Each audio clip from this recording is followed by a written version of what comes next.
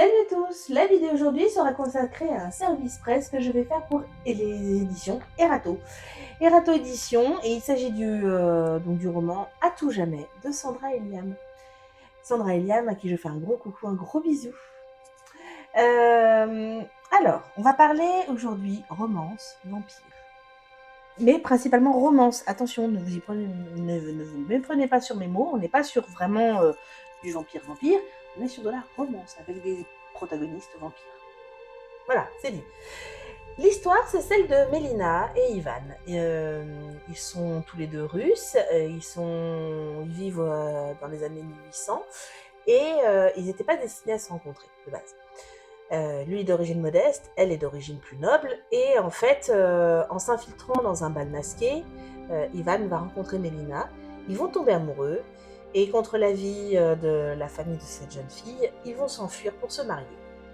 Ils s'enfuient jusqu'en France pour être tranquilles, loin de ceux qui leur voudraient du mal, et ils s'installent, et ils sont très heureux, jusqu'à ce que malheureusement, Mélina décède. Et Ivan est fou de chagrin, il ne peut pas vivre sans elle, donc au bout d'un moment, il décide de se jeter au fleuve pour en finir, parce qu'il veut la rejoindre à tout prix. Bah, l'histoire ne va pas se terminer là, vous vous en doutez bien. Je vous ai dit que c'était une histoire de vampire, parce que là intervient notre premier vampire.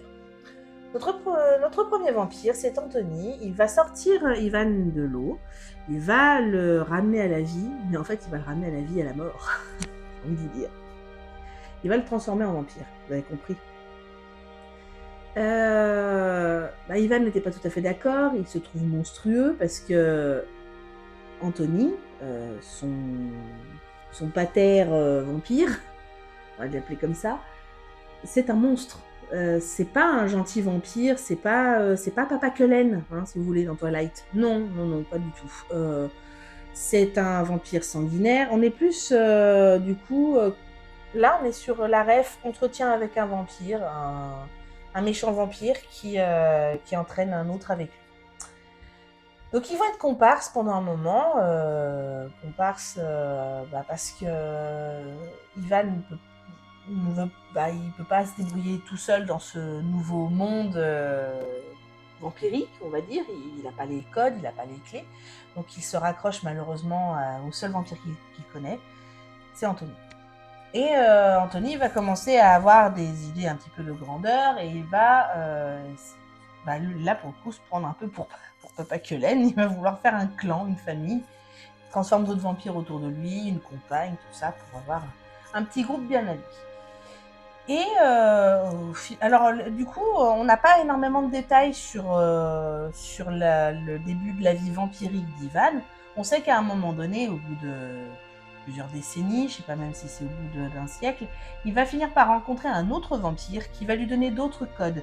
C'est-à-dire que ce vampire va lui apprendre à contrôler ses émotions, ses sentiments et surtout sa soif. Il va lui apprendre à se contrôler au point de ne se nourrir que de sang animal. Et ça, c'est un grand pas en avant pour Ivan, parce que Ivan ne pense qu'à une chose, c'est que Mélina, d'où elle est, doit être bien triste de le voir tuer des pauvres gens. Donc lui, ça le morfond, ça le tue à petit feu de l'intérieur. Donc là, c'est un peu comme une renaissance. On pourrait penser qu'il va partir avec son nouvel ami vampire qui lui apprend à se nourrir uniquement de sang animal. Eh ben non, contre toute attente, enfin contre la mienne en tout cas, il retourne auprès d'Anthony, ce méchant vampire. Et on passe très rapidement aux années 2000, aux temps actuels, on va dire, où on retrouve notre petit clan, notre petite famille de vampires, qui s'est installée dans une petite bourgade campagnarde des États-Unis. Ni vu ni connu, voilà. Et au cours de pérégrinations nocturnes, Ivan va rencontrer une jeune fille, il va voir une jeune fille se faire agresser, il va intervenir. Et là, c'est le choc. Cette jeune fille, c'est Mélina. Physiquement, en tout cas. Donc, sur le moment, voilà, c'est quoi cette embrouille? Mélina, elle est morte il y a 2 siècles. Vous voyez? Donc, et en réalité, non, c'est pas Mélina, vous vous en doutez. Elle s'appelle Rachel, c'est une jeune fille américaine. Et forcément, comme elle a le physique de Mélina, il est irrésistiblement attiré par elle. Il comprend pas, si, il comprend, c'est l'amour, quoi. Mais c'est l'amour qu'il avait pour Mélina. Donc, il est attiré par Rachel, il est attiré vers elle, voilà. Et en fait, le truc, c'est que, contre toute attente, elle ne comprend pas pourquoi, mais Rachel, en fait, va finir par ressentir la même chose pour Ivan. Elle va se retrouver complètement attirée par lui, et elle sait pas trop d'où ça vient, parce qu'elle, elle se dit, mais je suis pas Mélina, je suis Rachel. Donc voilà, malgré tout, les deux vont ils vont se rapprocher, et finalement, ils vont entretenir une relation, tous les deux, ils vont commencer quelque chose, ils vont tomber amoureux. Et malheureusement, le papa de Rachel n'est pas tout à fait d'accord, même carrément pas du tout, parce qu'en fait, le papa de Rachel, en fait, c'est un chasseur de vampires. Et il découvre qu'Ivan est un vampire, et que sa famille c'est des vampires. Donc il décide d'aller zigouiller tout ce beau monde. Et Rachel s'interpose, et au final, elle est obligée de laisser partir Ivan. Donc Ivan se sauve, sa famille s'éparpille, et Ivan se retrouve tout seul, en fuite, mais des États-Unis, et dans une espèce de forêt, il se retrouve finalement, il tombe sur un vampire qui se fait appeler le roi, il se fait appeler roi des vampires, et il est accompagné de Lycan, les loups-garous. Et là, en fait, Ivan se rend compte que les loups-garous, au lieu d'attaquer ce roi, le protègent. Donc, pour ceux qui n'ont pas tout à fait les codes de ce genre d'univers, loup-garou et vampire, c'est pas possible, c'est pas des copains. Jamais. Dans aucun univers. Dans aucun univers de fantasy, vous avez les loups-garous et les vampires qui s'entendent, qui sont copains. Jamais. Au contraire, ils se foutent sur la tronche tout le temps. Voilà, ça c'est dit. Donc du coup, Ivan, il comprend pas. Donc, puis Ivan, il voudrait bien surtout se tirer. Et finalement, ce roi vampire l'emmène avec lui. Donc il comprend, Ivan, que c'est pas la peine de chercher, de lutter, qu'il est plus ou moins captif, hein, malgré que l'autre a l'air un peu lunaire. Enfin, moi, je l'ai trouvé un peu... Oui. Et il l'emmène avec lui dans son royaume. Et du coup, notre Ivan n'a pas trop de choix, il le suit. Et en fait, il va finir par comprendre que notre roi vampire contrôle les lycans, les loups-garous, par un médaillon qu'il a autour de lui. Et ça a servi les lycans. Voilà. Donc il en a fait des esclaves à son service. Une garde rapprochée. Une garde rapprochée parce qu'en fait, il s'est mis à dos une reine vampire. Il se l'est mis à dos alors qu'en fait, il voudrait l'épouser. En fait, cette reine vampire, elle n'a pas du tout l'intention de s'attacher à ce roi qu'elle n'aime pas et puis qu'elle méprise plutôt. Voilà. Donc elle lui envoie des assassins, c'est pour ça qu'il se protège avec des lycans. Je vous en dis pas plus parce que du coup je vous ai déjà bien planté le décor, un roi vampire, une reine vampire, ça se fout sur la tronche, les lycans par-dessus, Anthony qui est dans la nature mais qui est toujours par là, les chasseurs de vampires qui sont quelque part aussi, et notre Ivan qui se retrouve coincé au milieu et qui vous pense qu'à une chose, lui, c'est se sauver et retrouver Rachel. Voilà. Je vous en dis pas plus sur l'intrigue parce que j'ai pas envie de vous dévoiler tout le roman. Parce que déjà, je veux que vous le lisiez. C'est tout l'intérêt de ma chronique. Par contre, je vais vous dire ce que j'en ai pensé, du coup, à la place. Alors, bon, vous l'avez compris, je vous ai dit romance, parce que alors c'est des grandes envolées de romantisme tout au long de ce roman. Donc vraiment, c'est le genre principal de cette histoire. Hein. Faut pas chercher une histoire vraiment de vampire pur, quoi. On n'est pas sur Entretien avec un vampire, par exemple. Par contre, moi, ce que j'ai trouvé cool, c'est que justement, quand je vous parle d'Entretien avec un vampire, ou de Twilight, comme tout à l'heure, c'est parce que ce roman est un véritable hommage à tout l'univers vampirique, littéraire, cinématographique existant. Il est ponctué de références grâce à des personnages, grâce à des scènes, grâce à des objets, comme le médaillon dont je vous ai parlé, qui contrôle les lycans. Ça, c'est Underworld, par exemple.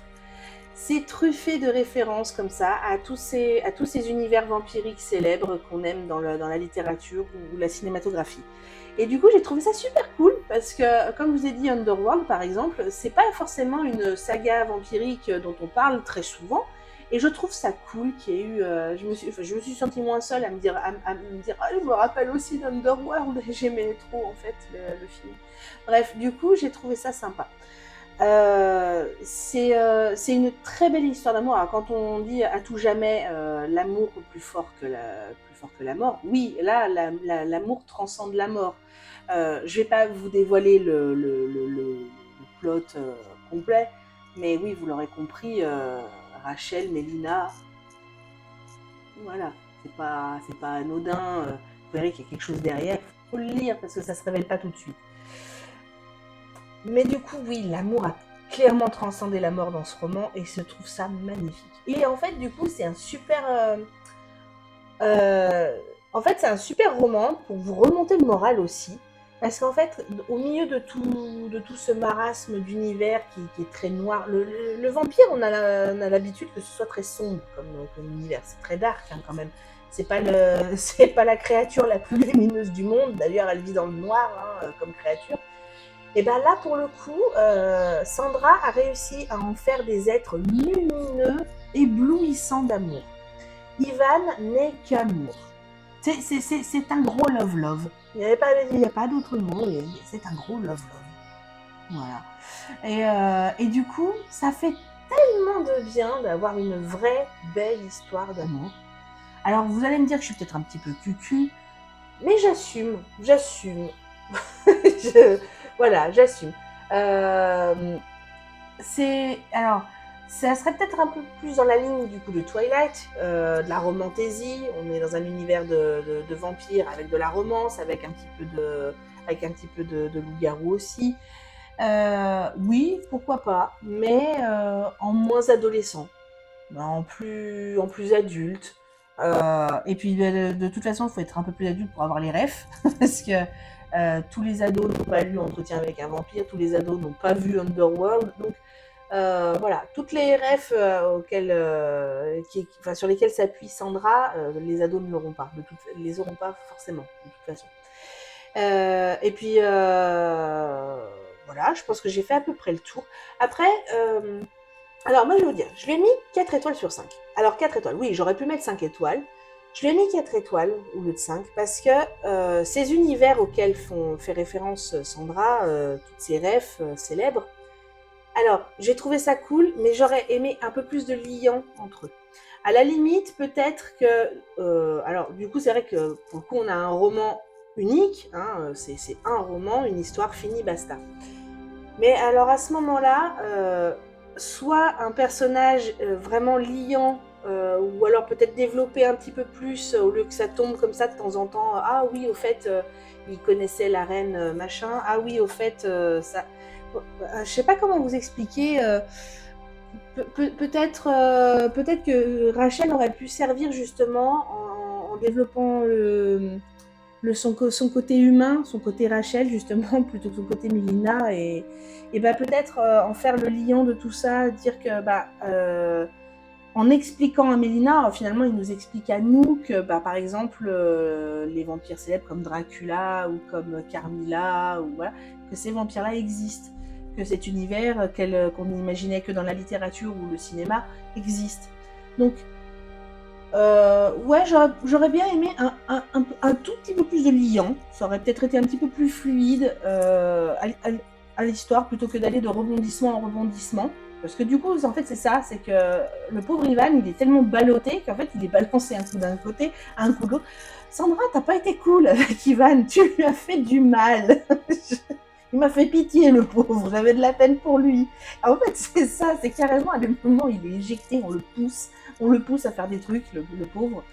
Et du coup, un petit peu plus liant, ça aurait été un peu plus doux déjà, je pense peut-être pour Ivan, et on aurait peut-être eu un peu moins pitié pour lui. Moi, j'aurais eu un peu moins pitié pour lui. Je te dis, il m'a fait de la peine. Voilà. Mais 4 étoiles sur 5 parce que j'ai passé un super agréable moment. et que j'adore ces refs et que bah, du love dans le vampire, ça fait du bien. Ça fait du bien, un peu de lumière dans la dark. Voilà. Enfin, c'est pas de la dark romance, hein, dans les univers un peu dark, un peu sombres, voilà, la lumière, c'est... Voilà, je vous encourage à le lire. Si vous l'avez lu, n'hésitez pas à commenter, à me dire ce que vous en avez pensé, si vous aussi vous avez kiffé, si vous avez eu aussi toutes les refs. Je vous ai pas forcément dit toutes les références, ou je les ai peut-être pas toutes.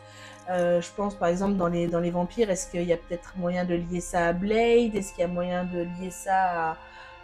Voilà, je vous laisse le choix, je vous laisse... Dites-moi, dites-moi, j'attends.